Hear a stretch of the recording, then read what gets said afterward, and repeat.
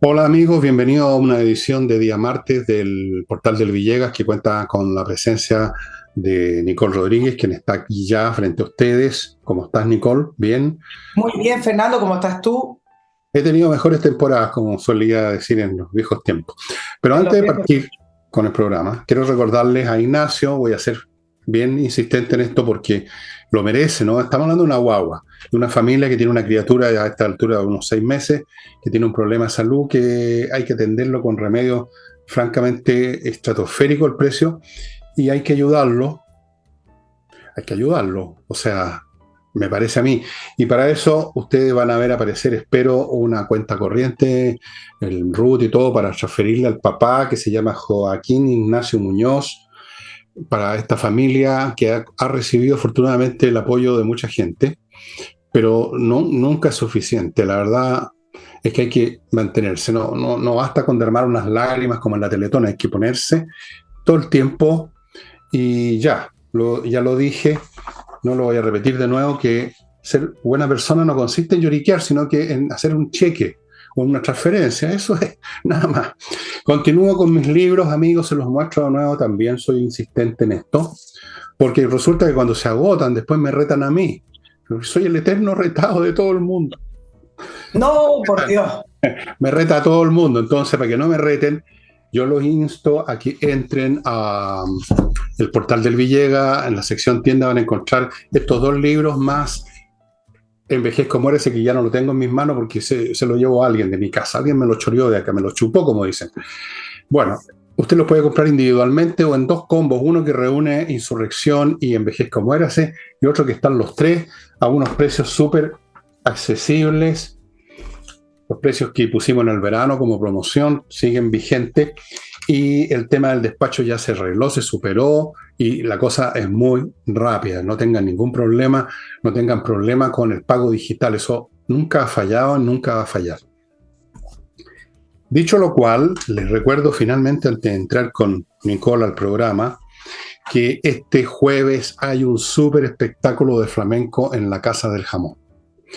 ¿Por qué un súper espectáculo? Porque siempre es súper espectáculo, pero ahora aún más, porque actúa, participa una persona que estuvo en España haciendo cursos extras, aprendiendo nuevas cosas, y lo único que quiere y ya lo está haciendo es manifestar eso que aprendió, eso que, no sé cómo decirlo, más que aprender, no sé, el hecho es que yo los invito a ir a la Casa del Jamón este jueves a las 8:30. Reserven, si no reservan y van por su cuenta, por supuesto, ya hay mesa y hay espacio, los van a atender, pero lo más seguro es reservar una mesa donde van a comer, van a beber, van a escuchar música, van a pasarlo súper bien.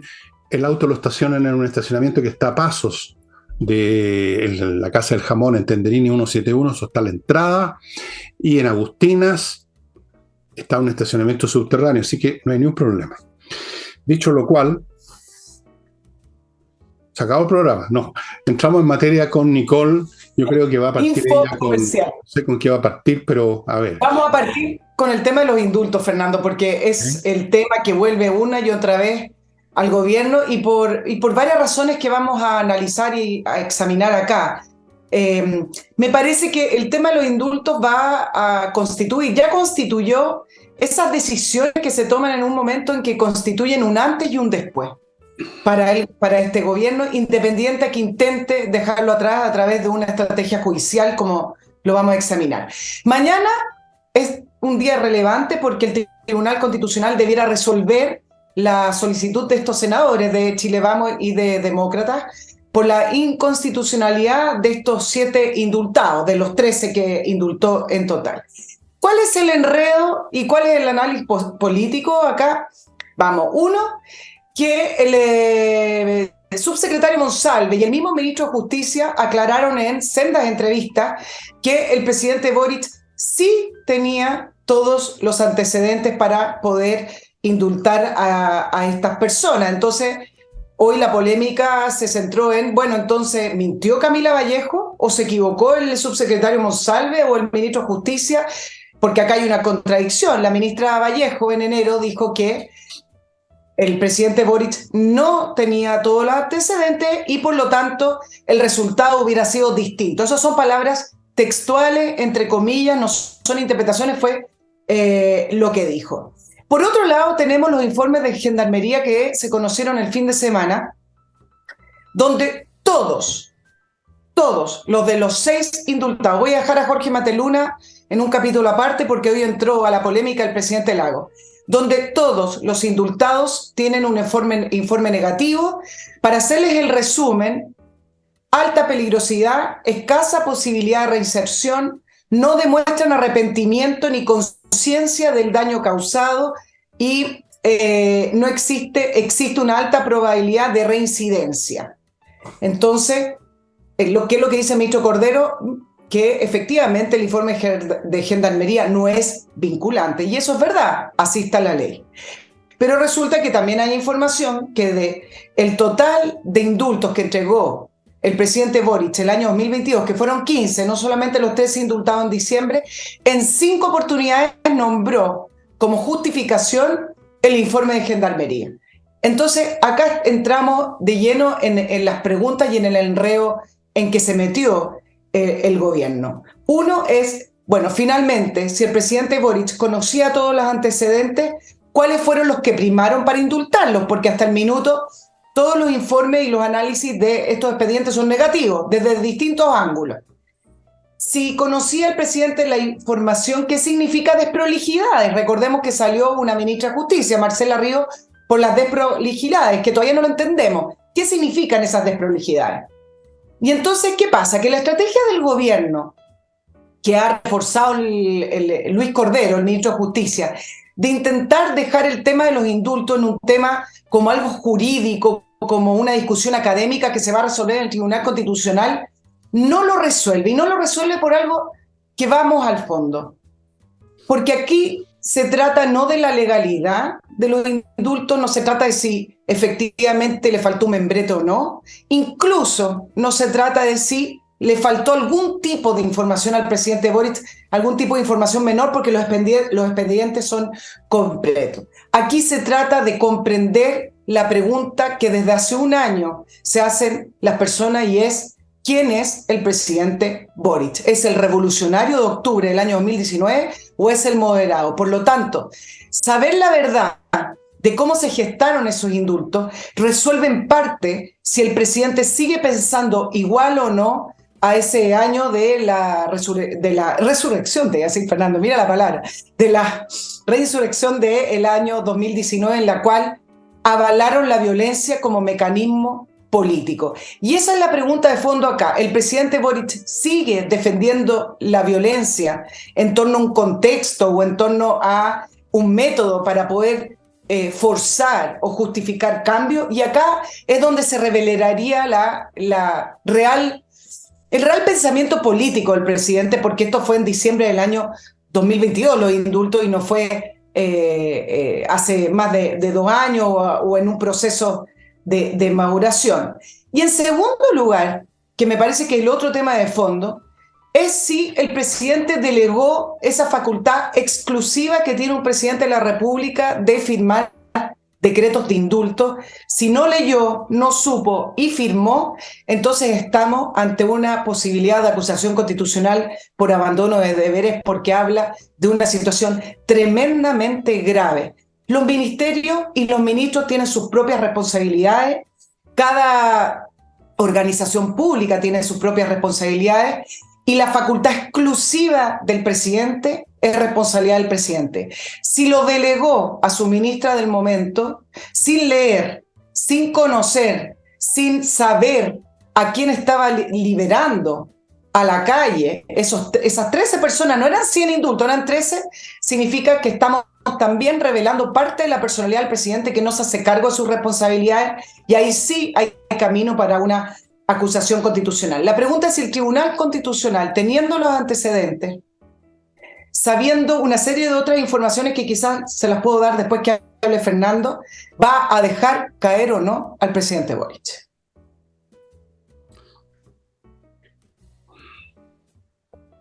Bueno, esta cuestión va al fondo efectivamente de quién es Boric, pero sobre todo quién es el mundo que lo rodea, porque Boric es solamente el presidente de la República, es el mascarón de proa de toda una tribu humana, de un grupo, una coalición del Partido Comunista, Frente Amplio y de muchos otros, gente joven, conocida o desconocida.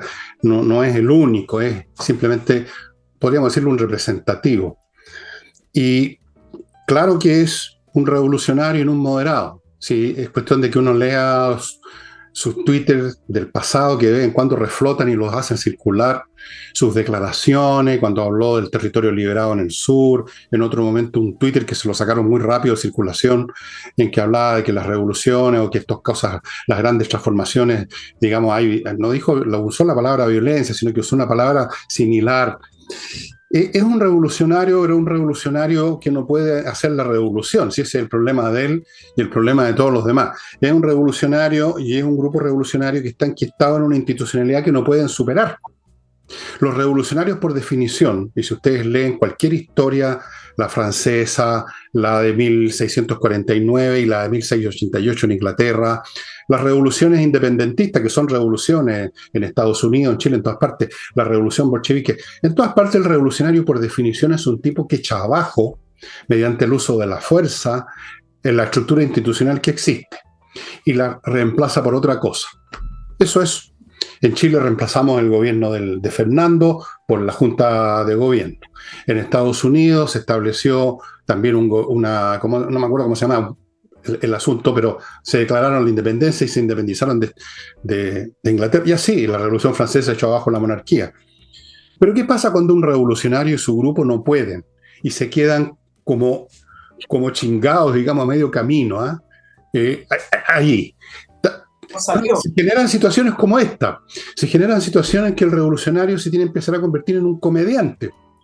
Porque, por un lado, tiene que seguir satisfaciendo a su barra, a su gente, a sí mismo. Y por otro lado, no puede cambiar y llevar estas cosas al plano de la realidad.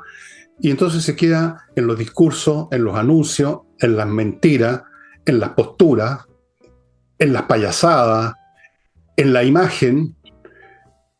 Y ahí vive y se da vuelta. Entonces, esto de los indultos lo manifiesta claramente. Si el indulto, está claro que él lo dio porque para él, como revolucionario, que él no vio delincuentes, donde tú y yo y el país ven delincuentes, él vio combatientes, él ve luchadores sociales, incluso los delitos, claros que son delitos, él los ve como parte de esta lucha, parte de la vida de estos combatientes. Él ve otra cosa a la que vemos nosotros y por lo tanto para él no valen nada los informes de gendarmería, los informes en derecho, ninguna cosa. Para él son revolucionarios, con los cuales además y con sus grupos tenía un compromiso político previo a llegar al gobierno. Previo. Entonces, por otro lado, no puede reconocer de frente, estoy liberando unos revolucionarios. Entonces, de ahí los enredos y de ahí el para atrás para adelante. Entonces, culpan primero a que no recibieron todos los informes, lo cual igual sería un pecado, porque tú no puedes indultar a alguien si no tienes toda la información. Ahora dicen que la recibieron, lo cual es otro pecado porque significa que indultan a delincuentes con toda la información, por todos lados. Entonces empieza a darse vuelta a este señor, ¿cómo se llama? Monsalve, a dar unas explicaciones y se enredan y se dan vueltas porque están en una posición inviable, pues. Un revolución es como, no sé, pues como meter un Tony en un funeral o meter a un empresario pompa fúnebre en un circo. Las cosas no pegan y se convierte en una ridiculez, en una farsa. Una farsa es lo que estamos viviendo. Una farsa que es costosa, eso sí, para los ciudadanos. Esto no es un circo que uno ve el espectáculo y se manda a cambiar, porque resulta que estos tipos indultados están en la calle y sí, claro que se van a reinsertar en lo que siempre hicieron, sus actividades criminales o como ellos la llamarán, de combate, de lucha por la justicia. Entonces, no es un tema de la personalidad de Boric. Yo no creo que no vale ni la pena pensar en Boric. Es un tema de la personalidad del colectivo que él encarna y que vemos mejor porque es el presidente y lo vemos todos los días, lo escuchamos todos los días y no ocurre lo mismo con, no sé, con el subsecretario de colonias o de cualquier otra repartición. Pero es un drama, una farsa más bien de todo su grupo humano, de toda esta oleada que pudieron parecer que lo dominaban todo en el plano comunicacional, como lo hicieron, ya no, ni siquiera en ese plano, pero una vez cuando tienen que mover esto y se encuentran con que el público rechaza esto en el plebiscito de salida, que las encuestas rechazan esto, que la gente está molesta con lo de los indultados, que no han podido ni van a poder manipular a las Fuerzas Armadas, que es el vehículo que tienen todas las revoluciones para salir adelante a pesar de lo que pienses tú o yo. Todas las revoluciones se hacen con fuerza. Sí, esa es la realidad. No existen las revoluciones pacíficas. Es imposible, es una contradicción en los términos, es ilógico. Entonces, he ahí una inviabilidad más de las muchas que van a seguir surgiendo por la naturaleza de este grupo que llegó al poder, que quiere ser revolucionario, pero no puede ser revolucionario, que tampoco puede gestionar porque no quieren gestionar, y entonces ahí están moviéndose en círculos y haciendo el ridículo muchas veces. Claro, tú decías, seguramente él piensa que no son delincuentes, ¿no? Si lo más grave, Fernando, tiene que ver con sus propias palabras, porque cuando los indultó, lo entrevistaron de inmediato, estaba en Valparaíso, y dijo que no son delincuentes, lo dijo él textual, es un compromiso personal, son decisiones complejas, pero las asumo responsablemente, y esa fue mi decisión. Espero que estos indultos que han sido justos y son fruto de una reflexión profunda. Esas son las palabras textuales, con comillas, del presidente. Entonces, ¿cuál es el tema? Y tú tienes razón. No es, efectivamente, uno podría sacar a conclusiones de la personalidad o qué es lo que piensa el presidente, pero más importante aún, tiene que ver con el colectivo en el cual él pertenece. Y acá empieza toda esta construcción falaz que al final lo llevó al poder. Porque, ¿cuál es el argumento que entregaron desde el gobierno al Tribunal Constitucional para justificar los indultos? Los indultos efectivamente no necesitan basarse solo en el informe de Gendarmería, sino que tienen que estar fundamentados. Y la principal fundamentación, y ahí es donde entra la discusión de los abogados en el Tribunal Constitucional, es que se busca la paz social. Y es muy discutible. Primero, los indultos nunca entregan paz social, y esto lo dijo incluso el presidente Lagos hace unas pocas horas atrás, sino que es muy discutible que entregando esos indultos se vaya a conseguir esa paz social, y acá venimos en esta construcción falaz del relato. Hubo una manifestación del pueblo en octubre del año 2019 por un modelo injusto, estoy haciendo la construcción del relato, por un modelo injusto, y por lo tanto quienes salieron a las calles son presos políticos porque estaban manifestándose contra un modelo. ¿Y dónde viene entonces ahí la base política? Nosotros presentamos un proyecto para cambiar el modelo. Lo estoy simplificando, pero lo que más puedo, en el sentido que desde ahí viene toda esta construcción de este gobierno. Se cae el tema de la paz social, se cae el tema de los indultos, un antecedente más para que se vuelva a caer el relato desde donde se levantaron, donde se levantó este gobierno, donde se levantó su programa y donde consiguieron los votos para poder ser hoy funcionarios y poder en la moneda. Bueno, sí, es un relato, si podemos llamarlo así, fantasioso, y en lo concreto no van a poder hacer nada. Lo poco que van a poder hacer es virar al estribor, como lo están haciendo. Por ejemplo, ellos jamás iban a continuar con los estados de excepción, porque eso era un asunto que militarizaba la zona y todo eso. Y lo han pedido como 15 veces la mantención. La realidad los empuja para allá. Cuando hacen algo tiene que ser simplemente en función de las lógicas de la realidad, y están sonados. En el norte lo mismo. Entonces va para allá y se pasea el presidente. La otra vez dije el accidente, no sé por qué me equivoqué. Te equivocaste. Me equivoqué, por supuesto. Fue un grave error. Fue un grave error. Se pasea por allá y hace otras frases. El hecho es que están los militares, pero al mismo tiempo tratando de cuadrar el círculo, como se decía alguna vez. Le dan un decálogo de engagement, como dicen los gringos, de cómo se pueden realmente, en qué condiciones pueden tener derecho a usar su armamento, y tratan de conciliar las cosas, no pueden, y todo se da vuelta. Si esto es repetitivo, un patrón que resulta de la naturaleza de un gobierno que quiere hacer la revolución y no puede. Eso es una revolución, o gana o pierde. Las reducciones gananciosas pasan por encima de todo el mundo, actúan por decreto, destruyen las organizaciones que les parecen contrarias, matan si es necesario, como pasó en la Unión Soviética, millones de personas, o son derrotadas y se acabó la revolución, como le pasó a Fidel Castro en el asalto al cuartel Moncada.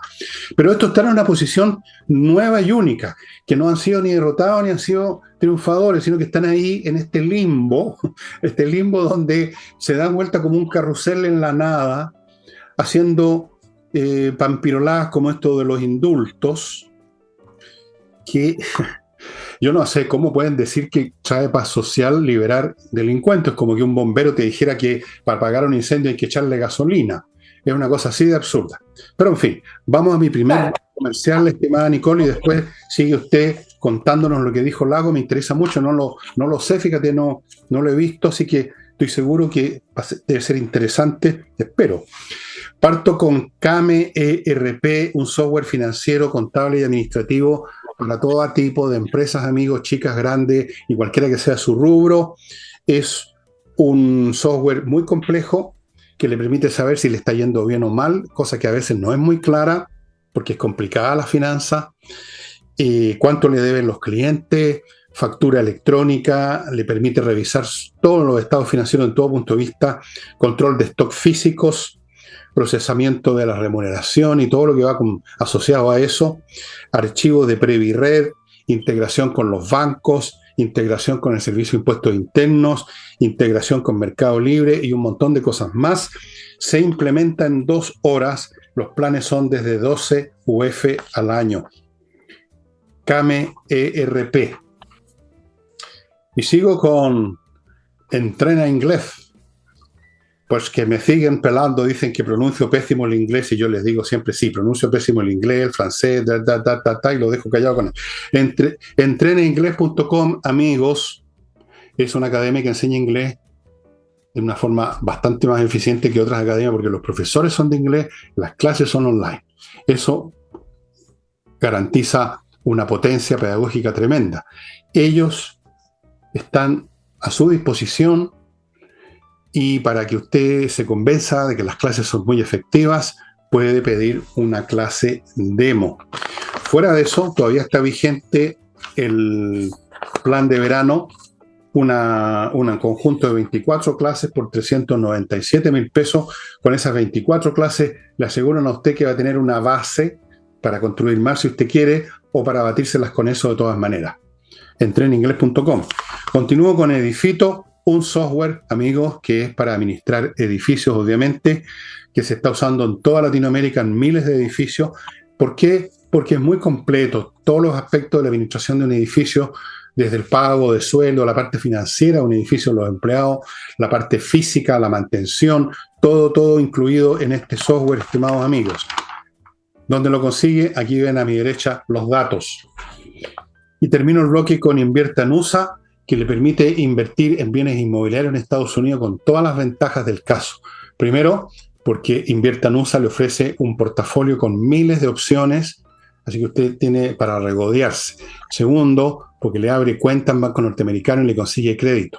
Tercero, porque le tramita visa residencia si usted quiere irse a vivir a Estados Unidos a manejar su negocio. Cuarto, muy importante, porque aún cuando terminó la operación, ellos no se desvinculan de usted. Si tiene cualquier problema, lo van a asesorar y ayudar para resolverlo.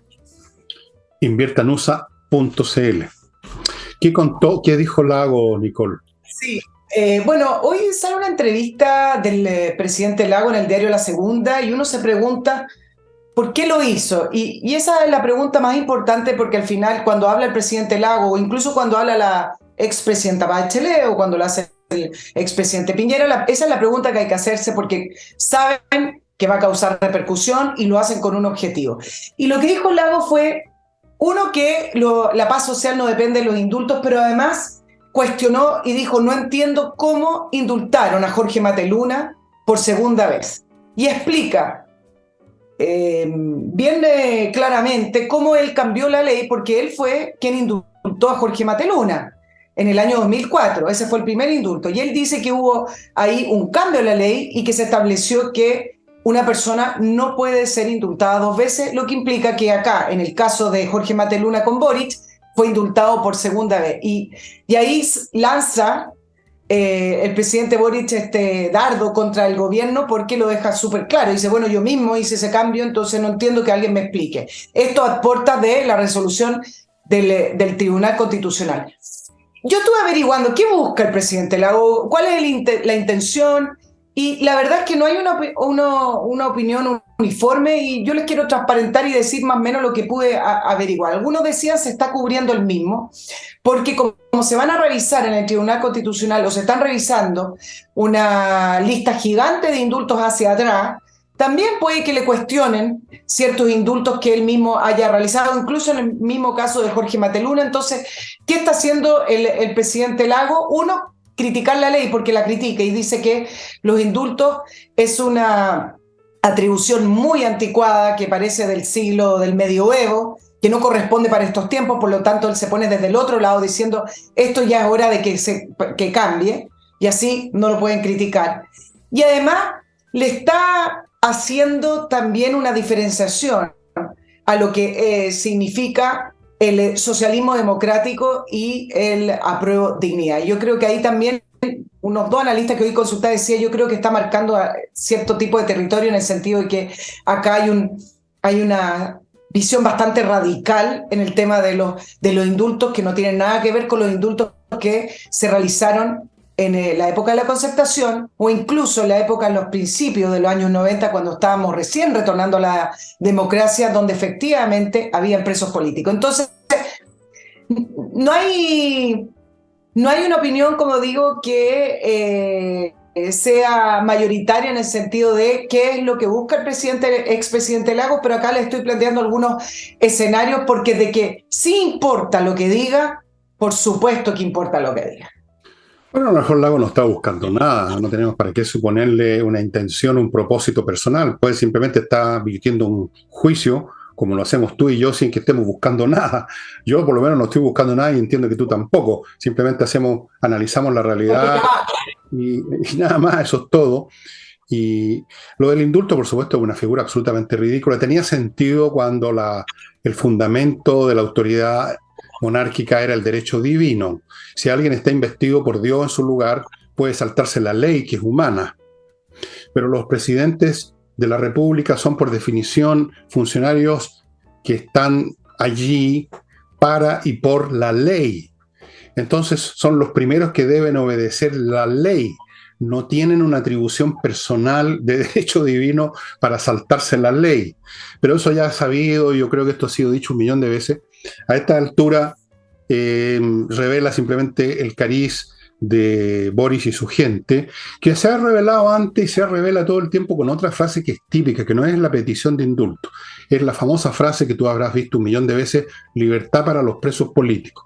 Cada vez que un supuesto revolucionario comete un delito, se convierte en un combatiente político y se habla de libertad. O sea, tú matas, pero como eres miembro de una cierta sensibilidad que combate contra el sistema, entonces tú puedes salir libre. O sea, tú tienes derecho a matar.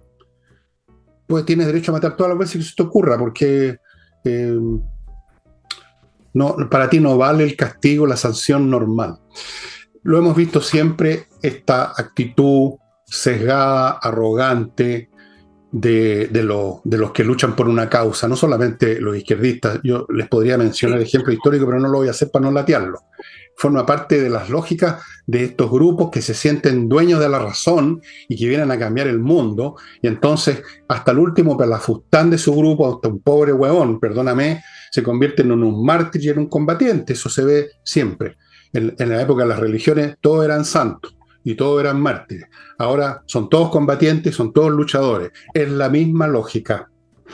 Claro, ahora, yo mencioné el Tribunal Constitucional para que lo tengan como dato presente en la mañana mientras escuchan el programa, porque la presidenta del Tribunal Constitucional fue elegida por el presidente Boric, que le tocó designar un miembro del Tribunal Constitucional, y finalmente terminó siendo la presidenta, que es Nancy Yañez. Entonces ahí la pregunta es si el Tribunal Constitucional va a acoger el fundamento de los indultos de la paz social. Ahora, el tema de la paz social lleva implícita la crítica al sistema, la injusticia del sistema, el perdón por la rabia. Por eso por eso destruir un supermercado, porque es todo tan injusto, ¿no? Entonces, el tema de la paz social es un tema a discutir bastante relevante. Y lo último que voy a decir, que también creo que no debiera pasar, es el tema de la mentira. Porque si efectivamente el presidente Boric tenía todos los antecedentes, tenía todas las carpetitas encima del escritorio, entonces estamos ante una situación que la ministra vocera del gobierno mintió. Y cuando uno es funcionario de gobierno, mentir es un delito. Entonces, finalmente sería relevante saber efectivamente si existía eso de que el presidente Boric tenía todos los antecedentes, como lo respalda el ministro de Justicia o el subsecretario del Interior, el ministro Monsalve, o bien es Vallejo la que tenía la razón que no estaban todos los antecedentes. Yo sé que se pueden sacar los pillos, como se dice, porque ¿qué es todos los antecedentes? Pero el punto es que están mintiendo. Bueno, les importa un huevo mentir, pues si cuando ya cuántas veces he dicho que cuando tú tienes un fin absoluto en la vida estás dispuesto a cualquier cosa. Lo acabo de leer ahora, lo he dicho acá, pero yo no he inventado eso porque es una realidad y las realidades están al alcance de todas las personas que miren. Lo acabo de ver, lo iba a marcar para leerlo acá, pero no lo hice en un libro de Lord Macaulay de historia de Inglaterra que estoy leyendo. La misma lógica, aquellos que creen, hubo muchas guerras religiosas y cosas en la Inglaterra del siglo XVII y todos los grupos con su dogmatismo estaban dispuestos a los crímenes más espantosos, la mentira es el menor de ellos. Si están dispuestos a cualquier cosa, están dispuestos a soltar a un criminal, no van a mentir. Es pecado ni venial. Ni venial. Amigos, amigas, antes que continuemos con Nicole, tenemos tenemos tiempo, mucho tiempo, pero mucho tiempo. Voy a mi próximo blog. Estás mintiendo. No estoy mintiendo. Nos queda aproximadamente 35 minutos, exactamente. Yo no miento, salvo cuando digo que no miento. Amigos, Edisur, una editorial chilena que produce textos de calidad desde el punto de vista físico y de autores importantes. Yo les mostré ayer o anteayer algunos libros, se los voy a mostrar de nuevo. ¿Por qué no? Why not? Estos, por ejemplo, Metrópoli, de Madame Thea von Harbour, una aristócrata de la prusiana alemana, que escribió este libro muy interesante, Metrópoli, del año 26. Es bastante... Fue bastante visionaria esta fulana en ver el tipo de sociedades que vienen. Se hizo una película famosa, Fritz Lang, otro alemán, interesante. Y luego tenemos Trizano, que fue uno de los precursores del Cuerpo Carabinero. Le tocaron vivir tiempos muy difíciles en la consolidación de la República Chilena. Para los que les interesa la historia, ya saben. Pero hay muchos libros más en Edisur. Los invito a que vayan a Compañía 1025 y ahí hagan ese exquisito tour en la vida que es darse vueltas por los estantes de una librería. Y uno no sale más. Qué delicia. Continúo con autowall.cl. Ya me entregaron mi auto. Quedó, parece, del año 90. Está, pero fantástico. Autowolf.cl. Uno de estos días les voy a mostrar una foto, creo. Va a su casa, repara, repinta la carrocería, en un día frente a sus ojos. Si el asunto es muy serio, o sea, ya el auto está hecho, pero está hecho, ya ustedes saben, aquí está hecho, se lo llevan a un garaje especial, pero súper rápido. Ellos atienden con una rapidez tremenda. A mí me dejaron el auto Liz Taylor en 3 días. Así es que autowolf.cl, amigos, es la manera de dejar su carrocería impecable. Continúo con kmmillas.cl para que usted venda ahí sus millas acumuladas por los vuelos, que no las va a usar antes que desaparezcan. ¿Qué es lo que ocurre? Vaya a kmmillas.cl y se las van a comprar a buen precio. Volvemos. Oye, volvemos con Nicole. Hablemos de seguridad, Fernando. El sábado se encontraron 136 rifles calibre 5.5 en Colchane, en la región de Tarapacá. Según la fiscalía, era de procedencia extranjera y supuestamente iban hacia Bolivia. El ejército y la aduana realizando una fiscalización en una zona aduanera que es secundaria, que no es de la aduana propiamente tal, en un inmueble que estaba abandonado, sin documento, entraron y encontraron estos camiones. Supuestamente también las armas entraron por la zona franca.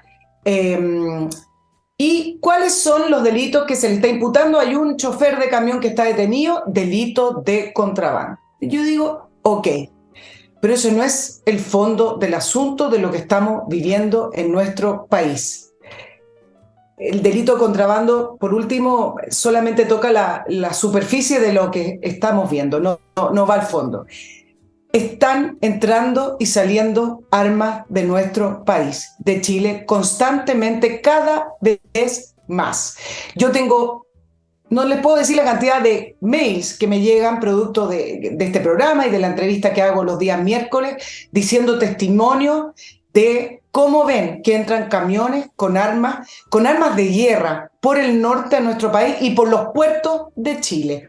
Por ejemplo, les quiero recordar algunos hallazgos que van quedando como fragmentos, que van quedando como en compartimentos separados y uno dice, bueno, ¿en qué quedó esto? Por ejemplo, en junio del año pasado, acuérdense que detuvieron un cargamento que llegó al aeropuerto de Antofagasta, que venía de Estados Unidos, con armas de guerra.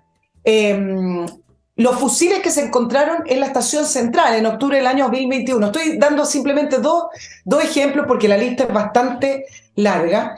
Y acá la pregunta es, ¿a quiénes van esas armas?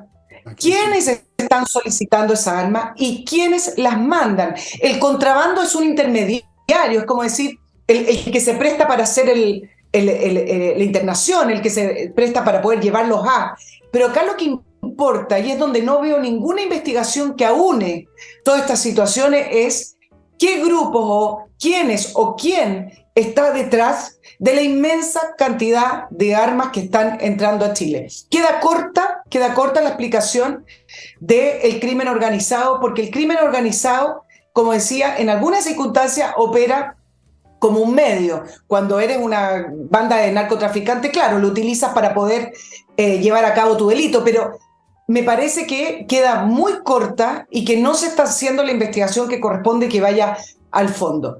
Solo para terminar el tema, porque al final lo que uno tiene que apuntar acá es si efectivamente estamos ante causas de terrorismo, si me parece que eso es uno de los aspectos más importantes. Hace 2 días se publicó el índice de terrorismo global elaborado por el Instituto Australiano de Economía y Paz, que analiza 163 países. Chile es el país que más aumentó en categoría sin conflicto, es decir, que no tiene una guerra desatada o una guerra declarada. Estamos en el número 17.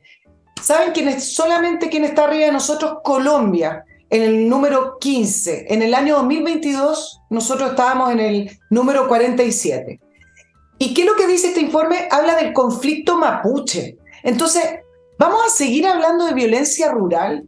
Entonces hay que ponerle las palabras que corresponden a las situaciones que corresponden, porque eso produce diagnósticos correctos para poder recién ahí elaborar soluciones correctas.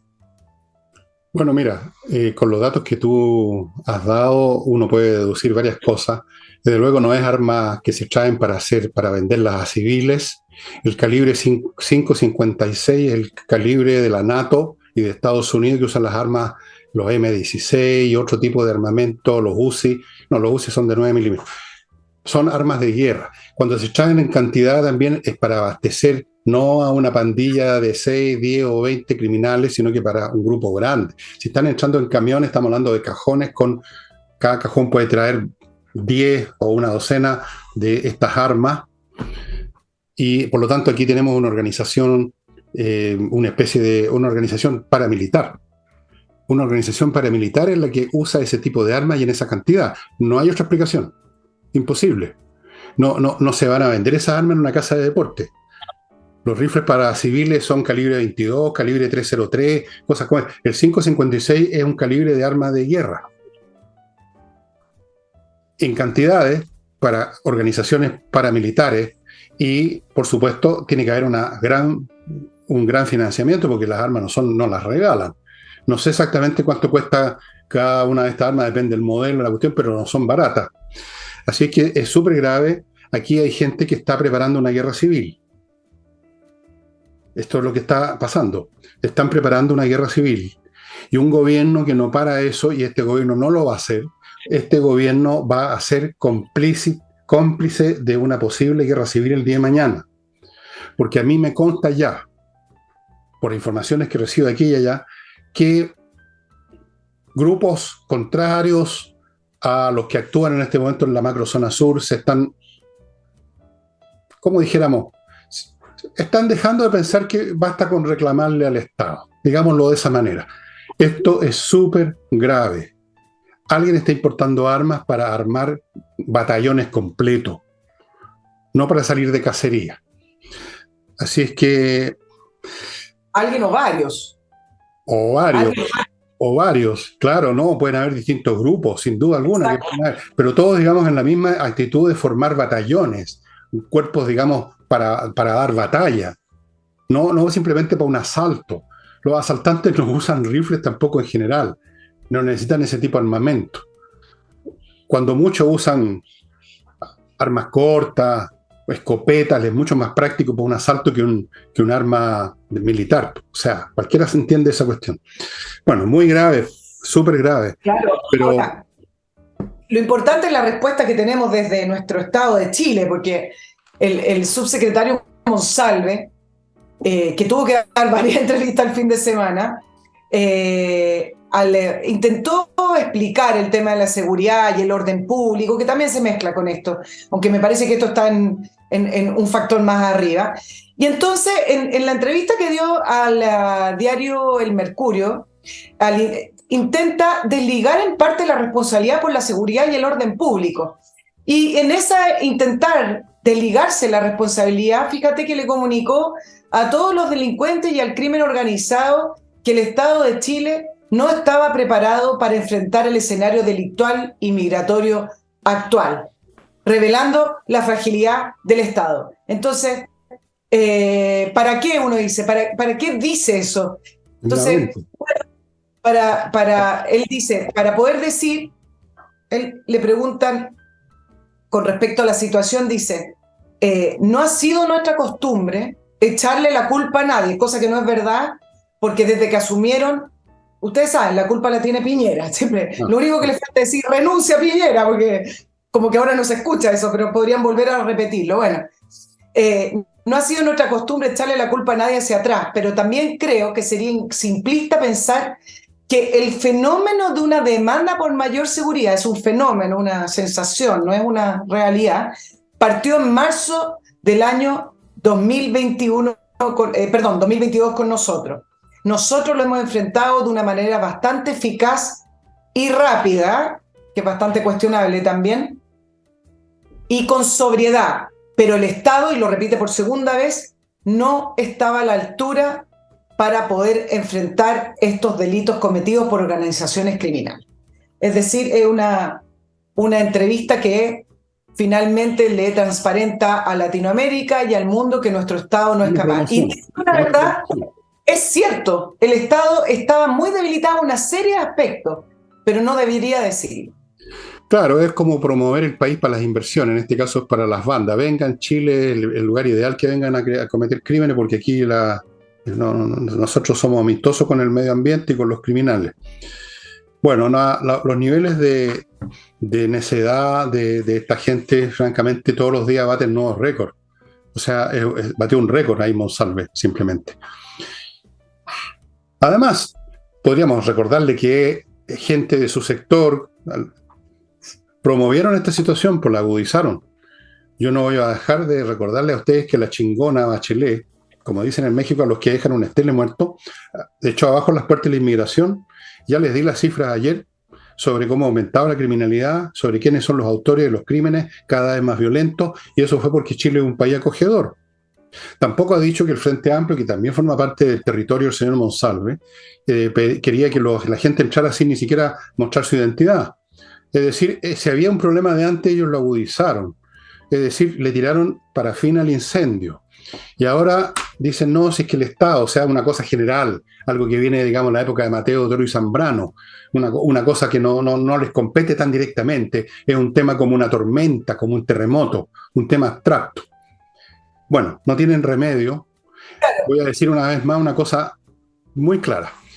los problemas que tiene este país en este momento, que son de una gravedad suma. Por un lado, la seguridad; por otro lado, a paso sucesivo nos acercamos a un enfrentamiento civil; la economía; el colapso completo de la educación, de las disciplinas a todos los niveles, etcétera, etcétera, etcétera. No van a encontrar solución con este gobierno. No van a encontrar solución. En el mejor de los casos, ustedes pueden esperar que lleguemos a 3 años más, con el país más hundido, pero todavía a flote, como para que pueda los que vengan ponerlo otra vez a navegar. En el peor de los casos, el país se va a hundir en la guerra civil. Se va a hundir, o se va a hundir en una situación tipo Haití, que es una especie de guerra civil perpetua, a fuego lento. A eso vamos a llegar. Si alguien cree que este gobierno va a hacer algo para cambiar eso, francamente están absolutamente equivocados. Y si hay gente en la oposición de derecha que todavía cree que pueden cambiar algo participando en mesas de diálogo, cuestiones, francamente, o son completamente imbéciles o ya, digamos, recibieron el pago. Una de dos. Claro, ahora, a los hechos. El tema de la inmigración, que efectivamente es parte del tema de la delincuencia, digámoslo tal cual es, y del ingreso de bandas de criminales, este gobierno torpedió. Se podría culpar o responsabilizar, no culpar, al gobierno de Sebastián Piñera por no tener mayor convicción para enfrentar la inmigración, Bien, que dejó culpable, sí. abierta a la presidenta Bachelet, por no haber sido más claro. Pero cuando intentó modernizar la ley de migraciones, que salió recién hace un año, la pudo sacar adelante solo aprobando con las indicaciones que impuso Apruebo Dignidad actualmente en el gobierno. En ese minuto no era una Apruebo Dignidad, es decir, con las indicaciones del Frente Amplio y del Partido Comunista. ¿Y cuáles eran esas indicaciones? Los problemas que tienen actualmente. Es decir, hay que notificar. Mira la situación absurda. Una persona que entró irregularmente, hay que notificarlo presencialmente. El gobierno de Sebastián Piñera intentó hacer las notificaciones de otra manera. Le impusieron que tenía que ser presencial, es decir, una persona que entró de una manera irregular o ilegal, hay que ir a buscarlo. O sea, no lo puede encontrar en la PDI, pero resulta que para notificarlo lo van a encontrar. Entonces, le impusieron esa notificación. Le impusieron el plazo de notificación. Es decir, le impusieron como máximo 3 días. Y podría seguir enumerando una serie de situaciones burocráticas que fue la excusa que tuvieron en el oficialismo actual para poder aprobar una ley de migraciones que de verdad lleva un año y no sirve. Bueno, no, eso no tiene vuelta, no tiene vuelta. O sea, hemos llegado a un nivel de problemas que con los métodos normales no tienen remedio. Voy a decirlo de frente. No tienen remedio. No. Ni siquiera un gobierno que no fuera este, podría, con votaciones y con discusiones y con leyes, se ha llegado a un extremo francamente que, bueno, le voy a dejarlo ahí, voy a pasar a otro bloque comercial. Climo, amigos, para que ustedes tengan el clima que quieren en su casa y en su oficina también, si quieren. Un clima grato para usted en verano, en invierno, en toda estación, con dispositivos que funcionan silenciosamente con electricidad, que filtran el aire, activados con control remoto. Es la climatización de este siglo. O sea, esto de seguir prendiendo fósforo, usando parafina, leña, eso ya es del neolítico. Cortemos la chacota. Amigos, miclimo.com. Continúo con patriciastocker.com también, un grupo de profesionales que se dedican a registrar su marca comercial, no solo registrar, sino que renovarla cuando corresponde, defenderla cuando hay que defenderla, anularla si hay que anularla, protegerla de todas las maneras posibles. patriciastocker.com. Continúo con Compre Oro, donde usted compra oro o compra plata o las dos cosas, los metales preciosos en lingotes, en monedas, todos de 99,9% pureza. Es el máximo que se puede alcanzar, dicho sea de paso. No se puede llegar al 100% por razones químico-matemáticas. Bien, oro y plata pura, amigos, que usted puede tener en sus manos como un resguardo financiero intocable. Nunca va a tener usted problemas con el oro y la plata. En cualquier parte se lo van a comprar si usted lo quiere vender. Y tenemos a Hey, el corredor más rápido de Chile. Me refiero a vendedor de propiedades inmobiliarias. No sé si el Ángel todavía corre, no creo. Yo todavía corro, Hago los 100 metros en 2 horas más o menos. Eso es mentira, eso es 2 horas, 2 horas me he hecho, no, si tú no me crees, crees que me demoro más. No, 2 horas. Ya. Sigo con espacioajedrez.com. Amigos, no olviden que en abril empiezan las clases, fundamental para ese niño habiloso que está en su familia. No deje que se lo absorba el hoyo negro de la mediocridad ambiente, fortifique su mente con el ajedrez. También puede usar otros métodos, la matemática, la música, pero el ajedrez tiene la ventaja que es un juego. Entonces los cabros lo asumen con mucho gusto, con placer, y están, sin darse ni cuenta, formando en sus mentes los protocolos mentales que les van a servir para toda la vida, para que piensen en forma analítica, precisa, correcta, fría, quirúrgica. Espacioajedrez.com, las clases empiezan en abril, una clase a la semana, directo vía Zoom. Precios súper accesibles, planes familiares. Si usted se inscribe junto con su hijo, va a haber un descuento. Fuera de eso, puede pagar en 6 cuotas sin interés. Volvemos con Nicole. Sí, la última CADEM, Fernando, Sí. del día de Vamos ayer, arrojó algunas cifras bastante importantes, porque son contundentes. Por ejemplo, la CADEM preguntó acerca de si aprueba o no los dichos del general Yáñez. 86% aprueba lo que dijo el director general Yáñez mientras fue llamado a la moneda. 84% dice que Carabineros no cuenta con las condiciones necesarias para combatir la delincuencia, y 67% dice que el gobierno no apoya suficientemente a Carabineros.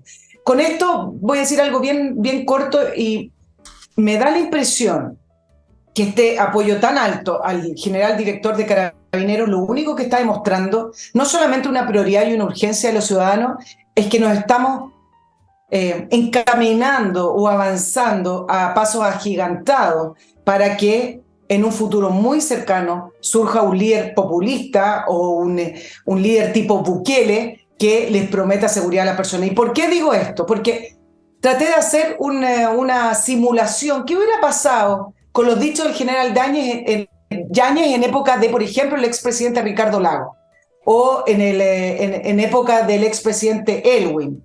La discusión se hubiera centrado en si efectivamente el general director pasó a llevar la Constitución y entró a dar opinión o a tener o a entrometerse en un debate que debiera ser de poderes que son independientes, por ejemplo, en el caso del Parlamento o el poder.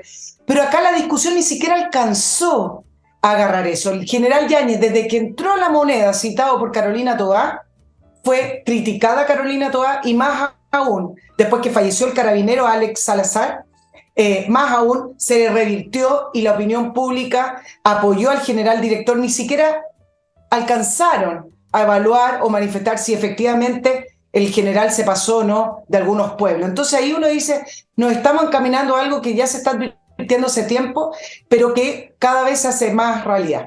Fernando, porque después tenemos otras figuras acá que analizar. Sí, bueno, ese término de llamar populista a alguien que prometa seguridad me parece digno de alguna discusión, porque populista es este gobierno. Eso es populismo. Populismo es hacer ofertas que no se pueden cumplir. Populismo es hablar estupideces. Populismo es adular a las masas ignorantes para conseguir sus votos. Si llega un tipo y ofrece seguridad y la da, ese no es populista, ese tipo está dando seguridad. ¿Y por qué le dice el populista? Porque quieren, digamos, usar una palabra que es peyorativa. Entonces, Bukele, por ejemplo, ustedes pueden decir que lo que quieran de él, pero no es populista, está haciendo lo que dijo que iba a hacer. Y el pueblo de, ¿cómo se llama el país de él? Salvador. Salvador lo apoyan. ¿Cuál es el populismo? El tipo está haciendo la pega que quería hacer, y la está haciendo bien, y la está haciendo como hay que hacerla cuando se llegan a esos niveles de violencia y brutalidad como los que llegó El Salvador, y que vamos para allá nosotros también ahora, porque todos los días se de un nuevo baleo y un nuevo muerto. Entonces, si llega un Bukele en Chile y la gente lo apoya, eso no va a ser populismo, va a ser el resultado de la inoperancia de este gobierno y de los anteriores también en combatir el narcotráfico, la delincuencia y desde luego la macrozona sur, donde los han dejado prosperar, los han dejado apropiarse. Si ya esa parte no es de Chile realmente, es de facto una república autónoma de la CAM, no el pueblo mapuche. El pueblo mapuche no tiene nada que ver con esto. Así que yo no hablaría de los populistas. Yo diría, va a llegar un tipo a lo mejor dispuesto a violar las leyes, un autócrata, un dictador, un déspota, llámalo como quieras, pero no populista. Tú tienes razón, pero efectivamente en el caso de Bukele ha pasado a llevar la Constitución para Claro. hacer varias de las cosas que dijo. Entonces acá viene el punto que estaba haciendo inicialmente. Nadie le importó discutir si el general director Yáñez pasó a llevar o no la A mí Constitución, me parece que los no. reglamentos, al emplazar al Ejecutivo y al Congreso a aprobar las leyes para que Carabineros pueda funcionar y a pedir apoyo. Nadie le importó esa discusión. Cuando la inseguridad de la gente, cuando el orden público está tan desplazado, la Constitución pasa a segundo plano. Y es lo que pasó en El Salvador, porque efectivamente Bukele cuenta con apoyo, porque ahora, al parecer, yo no vivo en El Salvador, pero por lo que uno ve, se puede salir a las calles y antes El Salvador era un antro de delincuencia, antro de todo, y efectivamente ahora se puede. A la gente ya no le importa si se pasa a llevar la Constitución o no. A eso me refiero con que nos vamos encaminando a eso. Quizás efectivamente el término populista está muy mal utilizado, se utiliza para todo como comodín, pero en esa es la línea que me refería con este apoyo al general director de Carabineros. Bueno, hay un viejo dicho que dice: a grandes enfermedades, grandes remedios, ¿no? ¿Ustedes han visto la película Los Intocables? Esta es la última versión con, ¿cómo se llama este actor? Costner, creo que es. No lo sé. Con Sean Connery. Bueno, esos intocables se enfrentaron a una situación inmanejable en Chicago. La ley, la policía, los jueces estaban en la nómina de Al Capone y los intocables violaron la ley montones de veces. Ustedes quizás, yo les puedo recomendar libros de historia de cómo actuó ese grupo que era del Federal Bureau of Investigation, del FBI. Por supuesto, cuando tú te enfrentas a un ejército enemigo, también tú violas la ley más básica de todas, que es el respeto a la vida humana, y tú estás dispuesto a matar al enemigo. ¿Qué ley más básica que esa hay? Y sin embargo, en una guerra tú no vas a empezar a decir, no, la Biblia dice, no matarás. No, pues, si Bukele llegó a cumplir llegó como un cirujano, o si tú quieres, un matarife, a cortar el queso allá. Entonces, efectivamente en Chile va a terminar ocurriendo eso, de una forma o de otra, si el Estado, que es lo que va a ocurrir, porque este Estado gobernado por esta gente no van a ser capaces más que hacer declaraciones como la de Monsalve o inventar nuevas mesas de diálogo, vamos a llegar a eso. Y la gente va a tener toda la razón del mundo en pedirlo, porque primero que la ley y que la Constitución es la seguridad, ¿no es cierto? Es como estar en un en un barco que se hunde. Lo primero es quién nos salva el pellejo y no quién sabe mejor el reglamento del barco. Amigos, ¿qué más? ¿Tú sabes ¿Tenemos algo internacional? No, solo para redondear el tema de Bukele, ¿tú sabes el apoyo en el tercer año de mandato de Bukele? Tenía 90% de apoyo en alguna encuesta interna. Entonces, se empezó a producir un distanciamiento entre la opinión pública, los organismos internacionales y el apoyo interno que tiene Bukele en El Salvador. Es decir, los organismos internacionales, los presidentes extranjeros, Son unos bocones. a sus dirigentes de la ONU criticando a Bukele, y resulta que internamente cuenta con un alto apoyo. Entonces, es interesante lo que se va produciendo con respecto a esa disociación de cómo ven la seguridad estos organismos internacionales o también algunos presidentes progresistas y la opinión de la ciudadanía, la opinión mayoritaria, que fue un poco como salió trasquilado Petro en esta discusión que tuvo, fue en redes sociales, no es muy importante, pero salió trasquilado Petro, que empezó a criticar las políticas en las cárceles de Bukele, porque además hace un poco de show Bukele es bastante mediático y muestra a todas estas bandas que están agachadas, con el torso desnudo. Entonces, bueno, se puede criticar eso quizás, pero fue muy criticado por Petro y en esta discusión salió trasquilado Petro, no Bukele. Bueno, mira, no hay que dar bola a lo que digan los funcionarios internacionales, que es una tribu, una raza de eunucos cobardones y acomodaticios que viven en aviones, volando de una reunión internacional a otra, hoteles 5 estrellas, buenos cargos, buenas pegas, y entonces se dan el lujito esto de ser liberales y de ver el mundo, digamos, a través de un espejo, de un vidrio rosado. Y la realidad es completamente distinta, y por supuesto en El Salvador le dan poca bola al señor Petro se llama, o a cualquiera de estos funcionarios internacionales, estos eunucos intelectuales además, porque son unos cobardones, son unos bocones además, que vienen a darle lecciones a nadie. Mira tú lo que pasó cuando la señora Bachelet, bueno, escuchó a las Naciones Unidas y nos llenamos con 2 millones de inmigrantes, entre los cuales hay por lo menos un 10% de delincuentes. ¿Ah? No, pues cortémosla. Pero estos gobiernos, estos personajes que son de la misma categoría de estos funcionarios internacionales, personajes acomodaticios, cobardones, mentalmente flácidos, esos no van a solucionar nunca nada. Entonces, tiene que llegar, y llega un Bukele. Eso es lo que sucede al final. Llega el tipo malo y rudo que arregla las cuestiones como hay que hacerlas. Después, cuando se arregla el problema, vienen las críticas porque ya pasó el problema. Entonces todos se ponen, enarcan las cejas, pero ¿cómo? Pero en el momento necesario la gente pide al Bukele. Porque Sí. quieren salir a la calle y decir que los baleen. Fíjate tú, mira qué cosa más misteriosa. La gente quiere poder salir a la calle. Y aquí Oye, está pasando lo mismo y por eso apoyaron a Yáñez. Y eso que Yáñez en realidad yo creo que no pasó por arriba de ninguna ley ni constitución. No, no me parece. ¿En qué pasó? Porque hizo ese comentario. A mí no me parece. O sea, y además, ¿quiénes se han pasado a la constitución por el forro de los pantalones en Chile si no ha sido este gobierno y esta coalición? De hecho, querían pasarse al país entero por el forro de los pantalones con su proposición constitucional. ¿Qué es lo que era? Era eso. O sea, no me vengan aquí a hablar aquí como el cura Gatica, pues, bueno, o sea, váyanse a la cresta, perdónenme, pero me parece una frescura, un cinismo espantoso enarcar las cejas por temas constitucionales y legales de parte de quienes, como revolucionarios que son, quieren echar abajo toda la legalidad y toda la constitucionalidad. Mira tú, y están preocupados la ley, la constitución. ¿Cómo les podéis creer? difícil.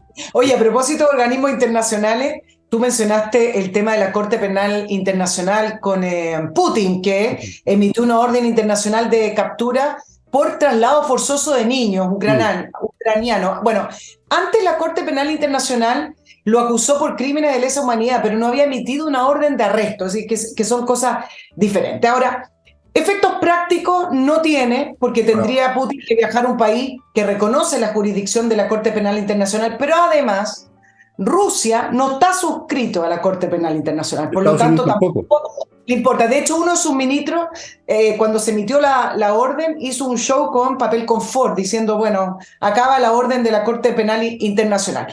Pero vamos a la dimensión política, porque tú en el programa de ayer, Fernando, mencionaste de que esto sí posiciona quizás a Putin, no lo estoy diciendo literal, como un paria, lo posiciona al lado de estos dictadores que llevan crímenes en sus espaldas. Y yo le voy a agregar algunas cosas. Efectivamente posiciona a Putin del otro lado, después de décadas de Putin intentar posicionarse como un líder confiable, ese líder que iba a la Unión Europea y que negoció importantes y grandes contratos energéticos, que se sentaba al lado de Angela Merkel. Decían que a Angela Merkel le tenía susto, pero bueno, eso queda en los libros. Ese Putin que iba a los foros internacionales, al G20, al foro de Davos, a la No Asamblea puede. General de Davos. Bueno, ese Putin puede que empiece a quedar atrás porque con esta orden que emitió la Corte Penal Internacional lo está catalogando de otra manera. Pero además, les quiero agregar otras cosas. Se produce un problema súper importante para los líderes que siguen estando con relaciones con Putin y Rusia y además siguen teniendo relaciones económicas, que es el caso de Turquía, India, Sudáfrica, China, porque ya no se trata esto de decir, bueno, ¿en qué posición estoy? Varios países han tenido posiciones ambiguas, como India.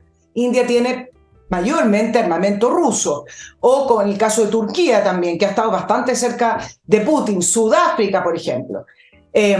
Ahora le están diciendo a la Corte Penal Internacional que tienen que tomar una posición porque si no van a estar del lado de esta persona que ha cometido crímenes de lesa humanidad, por lo tanto, efectivamente, también es una presión para estos países. Pero hay algunos analistas que han dicho, mira, independiente de lo de la Corte Penal Internacional, una de las conclusiones que se puede sacar hasta el minuto, a un año y un mes de la guerra de Rusia-Ucrania, es que las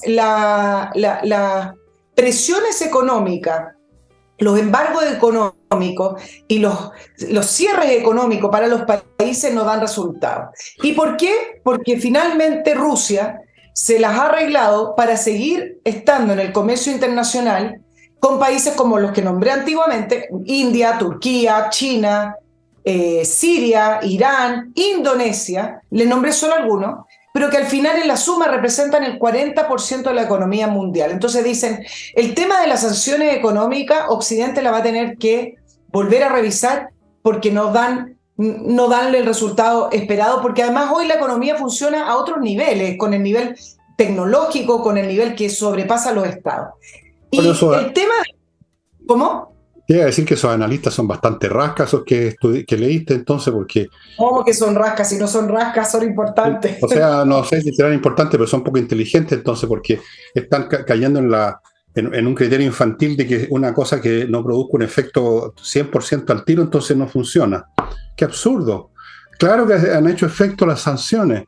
Te podría dar 1.000.000 de ejemplos. Por ejemplo, material militar. Hay varios tipos de misiles que requieren una electrónica, los misiles que tienen capacidad para llegar a un punto definido, un blanco definido, que ya no los puede fabricar Rusia porque eso lo importaban, esa electrónica, de países occidentales, y ya no pueden hacerlo, y por lo tanto ya no pueden usar ese material, y eso ha tenido efectos en la manera de operar del ejército ruso. Yo te invito a que veas en YouTube montones de estos, ¿cómo se llaman? Videos que se han hecho con distintos grupos en Rusia, a la gente común y corriente, a ver qué les está pasando. Tiendas vacías, pegas que se pierden. Por supuesto que el país no va a cerrar sus puertas como un negocio que quiebra. Por eso que te digo que es una manera infantil de ver estos analistas que piensan que si no bajaron las cortinas el otro día es que no funcionaron las sanciones. No, pues, un país sigue funcionando como siguió funcionando Alemania en la Segunda Guerra Mundial y en la Primera, a pesar del bloqueo. La gente estaba en pésimas condiciones, pero el país seguía funcionando, incluso seguía en la guerra. Pero, señoras, señores, estas cosas hay que verlas de acuerdo a su grado. Por supuesto que sigue haciendo negocios, pero los hace en un nivel inferior, los hace a un costo político tremendo. Por ejemplo, con los chinos, China literalmente se va a comprar Rusia. Entonces, ¿cómo que no tiene efecto? ¿Qué esperaban? ¿Que viniera un derrumbe como de película el otro día? Estos analistas apuntaban a un efecto para lograr una guerra corta, una guerra rápida. No, es decir, este es un efecto a largo plazo. Ahora, efectivamente, ¿qué es lo que ha demostrado, incluso con comercio no? Es la capacidad del armamento militar ruso, que era bastante de peor calidad a lo que se esperaba que era Rusia. Acuérdense que Rusia tuvo que acudir a Irán para pedirle drones. Es decir, una cosa es que un país tercermundista recurra a Irán para pedirle drones, un país en África subdesarrollado, pero otra cosa es que Rusia, que hacía alarde de su capacidad militar, le pida drones a Irán. Hizo un contrato para armamento con Corea del Norte. Corea del Norte que efectivamente quizás ha avanzado en desarrollo militar, pero que cada vez que tira un misil, ahora alcanza más, se les cae en su propio territorio. Ahora, claro, el otro día lanzó otros misiles y puso en alerta a Corea del Sur. Efectivamente ha desarrollado mayor capacidad, pero no son potencias, se supone que Rusia lo era. Entonces, claro, desde el punto de vista de la industria militar, ahí Rusia efectivamente independiente a que tenga comercio con Sudáfrica, con Irán, con China, con Turquía, efectivamente ahí está demostrando una falencia tremenda. Bueno, claro, por eso es que te digo que esos analistas me parece bastante... Bueno, mira, perdón, déjame hablarte de los analistas. Yo he visto y leo a muchos analistas en internet para hacer mi pega. Y te digo, no porque alguien tenga un título pegado en el conchinche en la pared o sea muy conocido, significa que es inteligente o que le achuntan esta cuestión. Es cosa de aprender un poquito de historia. En la Primera Guerra Mundial, los ingleses establecieron un bloqueo a distancia que se llamó Alemania con la flota. Es decir, cada vez tuvo más dificultad y finalmente no podía comerciar con nadie en la Alemania del Kaiser. Estoy hablando de la Alemania, 1914. Bueno, la guerra no terminó el otro día, pero resulta que se fue debilitando Alemania y sobre todo internamente empezaron las huelgas, incluso de obreros de las fábricas de guerra. Empezaron a darse situaciones que eventualmente debilitaron a Alemania y contribuyeron a su derrota. Las cosas no son de película, por supuesto, que yo toco un botón y se cae algo, o ganamos la guerra como en las películas y el jovencito se besa con la niña. No, pero sí han estado haciendo efecto. Por supuesto, uno podría decir, podría ser más fuerte el efecto si las sanciones fueran más fuertes. Obvio también. Siempre tú puedes apretar más los tornillos, pero han sido apretados bastante. No ha habido ningún país en toda la historia mundial de todos los tiempos que haya sufrido, que esté sufriendo el nivel de sanciones que está sufriendo Rusia en todos los planos, incluyendo financieros.